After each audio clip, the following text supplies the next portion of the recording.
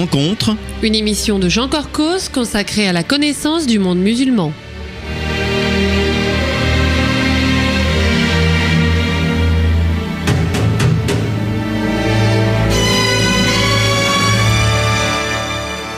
Bonjour amis auditeurs, Jean Corcos au micro pour ce préenregistré réalisé le 5 avril 2017. Bonjour Dorothée Schmitt. Bonjour Jean. Dorothée Schmitt, nous avons eu le plaisir de vous recevoir souvent ici. Pour rappel, vous dirigez le programme Turquie-Moyen-Orient à l'Institut français des relations internationales. Vous venez de publier un livre incroyablement riche, La Turquie en 100 questions, édité chez Talendier. 270 pages nous offrent une brillante synthèse à la fois factuelle et analytique sur ce pays.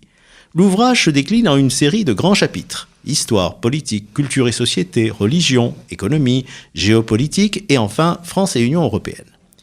Alors d'un côté c'était a priori très facile de construire l'émission, il suffisait de reprendre tels que les titres de certains chapitres en choisissant parmi les 100 du livre. Mais j'ai pensé qu'il était plus intéressant de reformuler les questions par thématique et en recoupant ce que vous aviez écrit au fil des pages.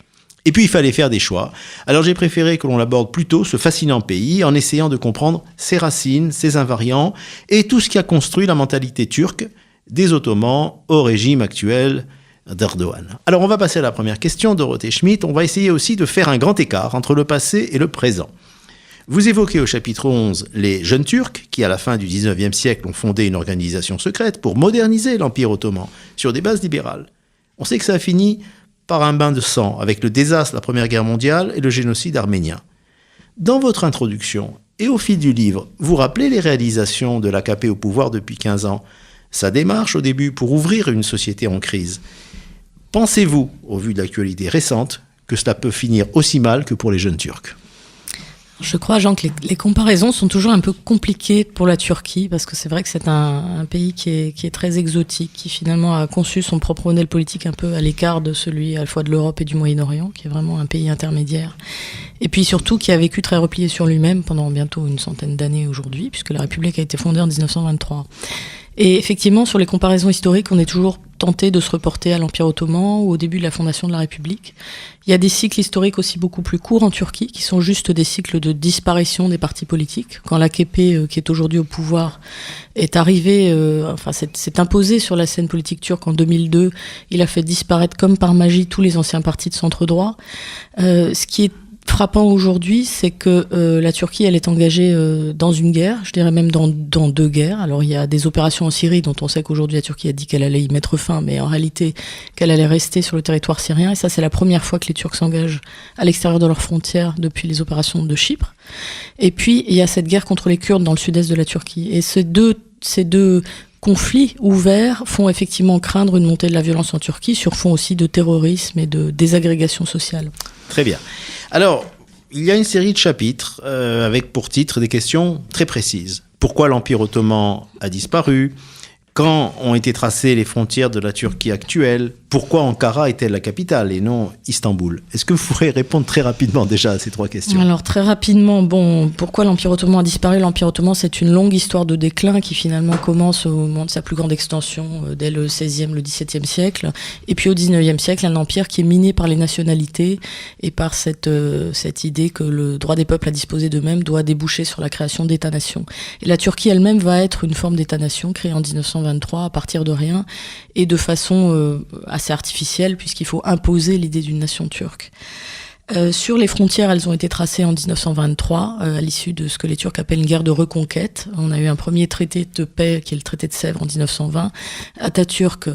Mustafa Kemal à l'époque, pas encore Atatürk, qui prend les armes et qui reconquiert son territoire contre les puissances européennes occupantes et en 1923 arrive à stabiliser un territoire qui correspond à peu près à celui de l'actuelle Turquie. Et Mustafa Kemal, encore une fois, puisqu'il est devenu seulement plus tard Atatürk, le père des Turcs, ce surnom symbolique.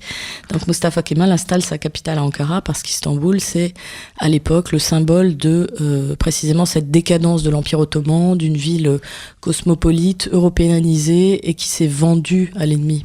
Alors justement, vous avez un peu introduit la question suivante. Est-ce que la Turquie, c'est simplement la réduction donc d'un empire disparu, ou est-ce qu'au contraire, c'est un État neuf qui n'est pas tout à fait une nation ? C'est un peu les deux. C'est un État un État-nation qui essaie de se créer sur la réduction d'un empire. Et c'est vrai que réduction, c'est assez joli parce que ça fait penser. C'est une métaphore culinaire. Hein. On fait réduire la sauce. Et effectivement, après la Première Guerre mondiale, on a eu une immigration massive dans les anciens territoires ottomans qui s'est reportée sur la Turquie. Donc c'est vrai qu'on a beaucoup d'Européens en Turquie, même si on a au départ un substrat qui est centra-asiatique. Et puis cette Turquie qui essaie de se débarrasser de ses influences aussi bien arabes que perses, qui sont encore très présentes dans la langue notamment, qui contient environ 20% de vocabulaire d'origine farsi ou arabe. Et donc, dans un contexte qui est favorable, entre guillemets, qui est celui des années 30, on a un régime autoritaire qui va essayer d'imposer une forme d'homogénéité à ce nouveau pays. Alors, on va parler justement de ce régime. Bon, vous évoquez la fondation de la République. Donc, il y a un chapitre sur son fondateur, Mustafa Kemal. Il y en a un autre sur la doctrine, le kémalisme. Bon, aujourd'hui, on craint donc l'islamisation à marche forcée en Turquie. On dénonce, vous l'avez évoqué aussi, son rôle qui était au départ ambigu vis-à-vis du Daesh en Syrie. Et beaucoup regrettent donc l'époque dite laïque des premières décennies. Mais je vous ai trouvé assez sévère vis-à-vis de la mouvance ou de l'idéologie kémaliste. Est-ce que vous pouvez nous dire pourquoi ? Je crois qu'aujourd'hui, ce qui est très intéressant quand on se rend en Turquie, c'est de voir que le principal combat politique, ce qu'Ahmet İnsel appelle justement un Kulturkampf, c'est se débarrasser de l'idéologie kémaliste. Pourquoi ? Parce qu'elle a complètement dominé la culture politique turque depuis la fondation de la République. Or, Atatürk est mort en 1938. Et c'est vrai que moi, quand je me suis rendue pour la première fois en Turquie pour faire du vrai travail de terrain, c'était peu de temps après la fête nationale, il y avait encore des portraits d'Atatürk partout, oui. Des députés qui me faisaient des citations d'Atatürk en permanence, et je me demandais vraiment où j'étais tombée, parce que ça me semblait complètement fou qu'il n'y ait pas d'autres référents politiques possibles. Et puis ce kémalisme originel, il a été un peu dévoyé par les militaires qui en ont rajouté une couche à partir des années 80. Et c'est une idéologie qui, par son côté homogénéisant, a des aspects qui sont, on peut dire, un peu racistes, qui sont un peu violents. C'est une idéologie qui va à l'appui de cette idée de toute puissance de l'État qu'aujourd'hui, Tayyip Erdogan est en train de reprendre à son compte. À son compte après. Oui. Tout à fait. Alors, dans les quelques minutes qui nous restent avant la pause, Dorothée Schmidt, moi j'ai remarqué un fil d'Ariane qui semble relier le passé au présent.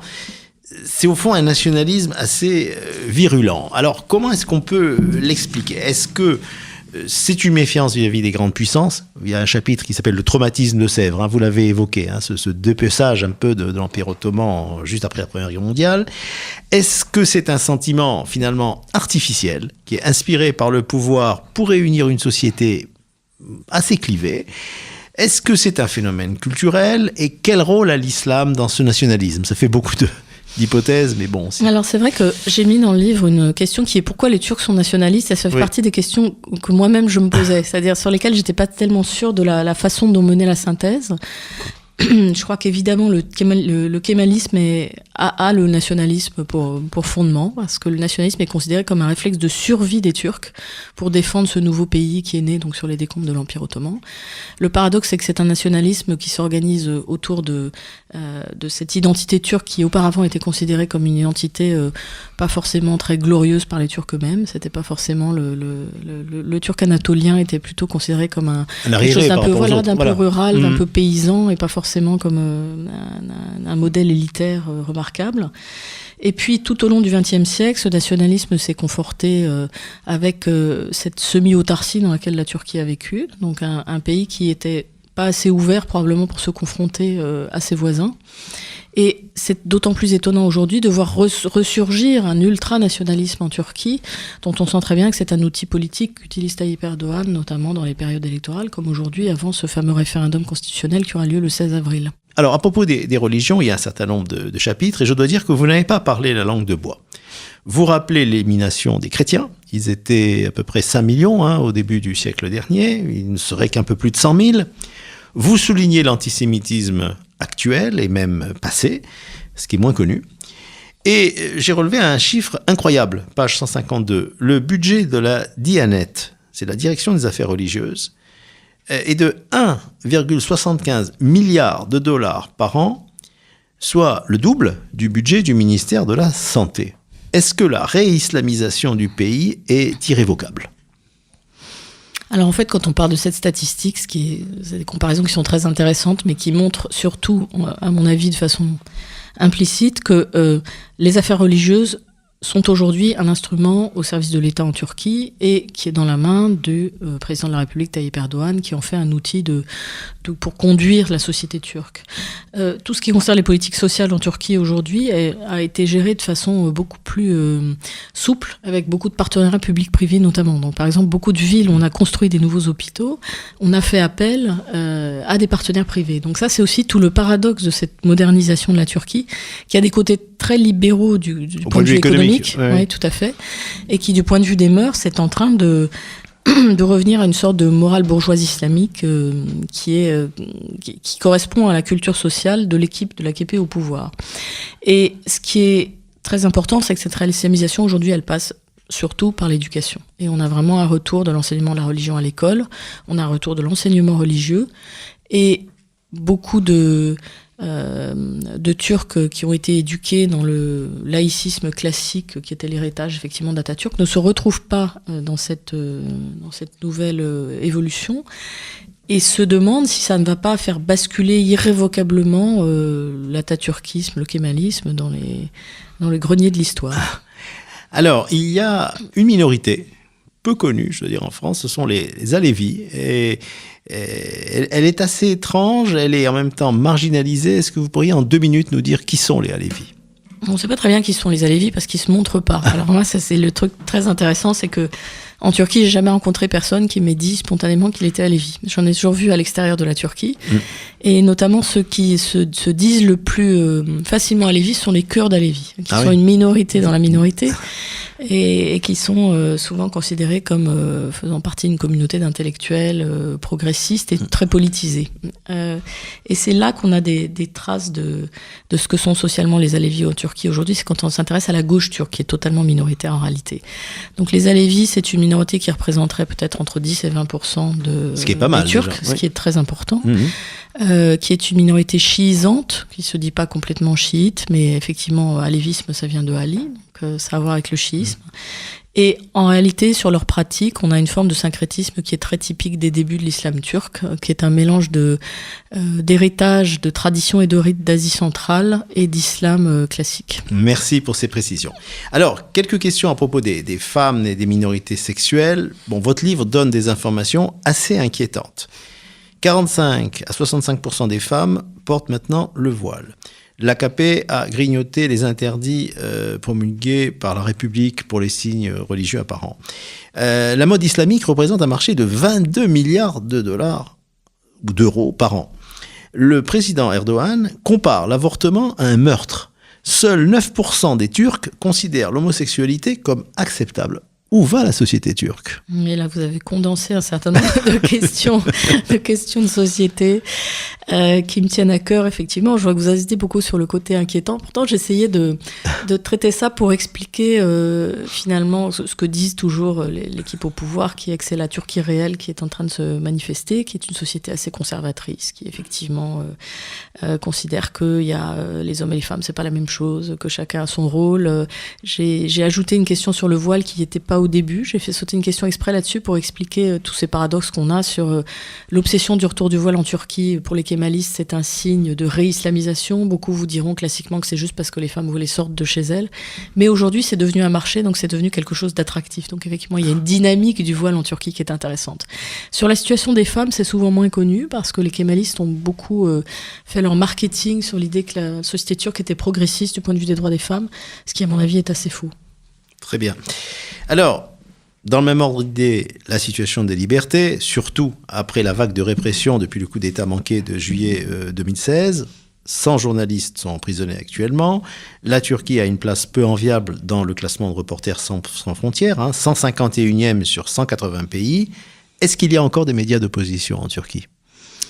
On considère que 85-90% des médias, presse écrite et audiovisuelle, sont contrôlés par le gouvernement, directement ou indirectement. On a d'ailleurs écrit une petite synthèse là-dessus à l'IFRI, parce que Je me confrontais très souvent au discours officiel turc qui nous dit il y a de grands médias d'opposition en Turquie et donc on a voulu vraiment faire le décompte et essayer de comprendre comment ça s'était produit. C'est à la fois une logique économique avec des rachats de médias et puis des fermetures de médias pour des raisons politiques, notamment tous les médias du groupe du fameux gourou Fethullah Gülen qui est devenu l'ennemi de Tayyip Erdogan. Et aujourd'hui plus largement des médias d'opposition qui sont des médias kurdes ou pro-kurdes, mais aussi des médias républicains qui sont en désaccord avec le président. Donc c'est une infime minorité et même si, comme vous le dites, les élections ne sont pas truquées, bien... Peut-on parler encore de démocratie sans liberté de la presse? Mais ça nous amènerait... Disons qu'il y a une vraie question sur la démocratie sociale en Turquie. Absolument. C'est vrai, les conditions de la campagne électorale ne sont pas très équitables. Alors, par contraste avec ces faces sombres de la Turquie, il y a eu le décollage économique à partir de l'arrivée au pouvoir de l'AKP après les élections de 2002. Un chiffre le résume, le PIB par habitant a triplé. Vous donnez un certain nombre de pistes. L'accord de libre-échange avec l'Union européenne, qui datait de 1996, avant l'arrivée de l'AKP. Le dynamisme des nouveaux entrepreneurs, qu'on appelle les tigres anatoliens. On n'a pas le temps de rentrer en détail, mais moi, la question que je voudrais vous poser, c'est aujourd'hui, il y a une période qui est sombre. Parce qu'il y a le fardeau des réfugiés syriens, qui sont plusieurs millions. Il y a la crise sécuritaire, des attentats horribles. Il y a la chute du tourisme. Est-ce qu'à votre avis, les Turcs ont des atouts pour surmonter cette période? Ou ça va durer longtemps?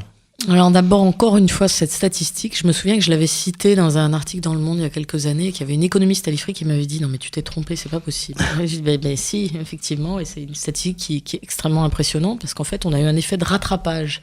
Pendant très longtemps, beaucoup de gens qui s'intéressaient à la Turquie et notamment à ses fondamentaux, sa structure productive, aux fondamentaux macroéconomiques, se disaient que tout était en place pour que ça décolle, mais ça ne fonctionnait pas. Et puis, avec l'AKP, ça s'est mis à marcher, d'un coup, ouais. Notamment parce que la Turquie s'est complètement ouverte. Que donc elle a, comme on le dit, profité de l'accord avec l'Union européenne, de l'accord douanier, et qu'elle a trouvé de nouveaux marchés, qu'elle est partie à la conquête de son environnement économique. Aujourd'hui, le risque politique est en train de se matérialiser en Turquie. Pendant très longtemps, les opérateurs continuaient d'investir en Turquie. La Turquie, c'est un endroit où aussi on peut faire des investissements, où les capitaux s'investissent assez facilement parce qu'ils peuvent sortir aussi facilement du marché.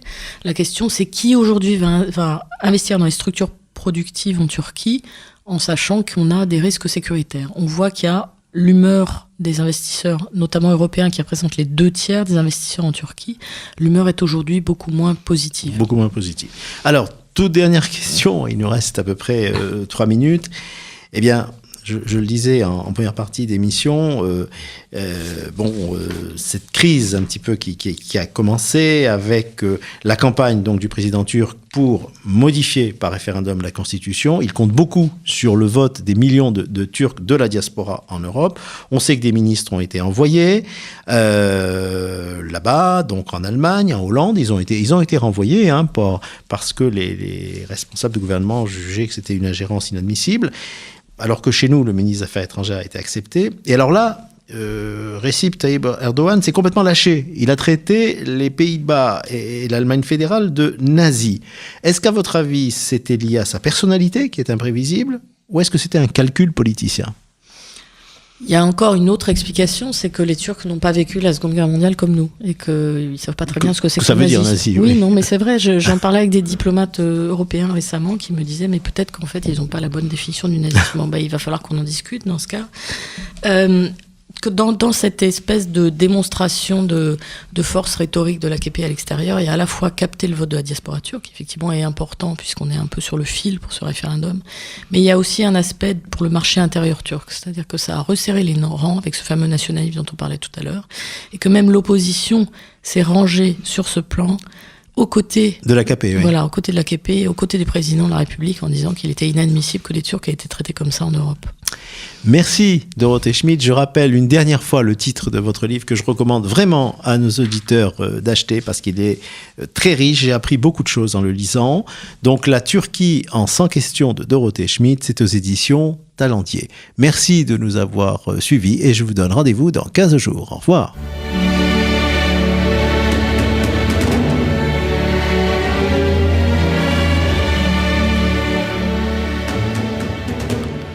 Rencontre. Une émission de Jean Corcos consacrée à la connaissance du monde musulman.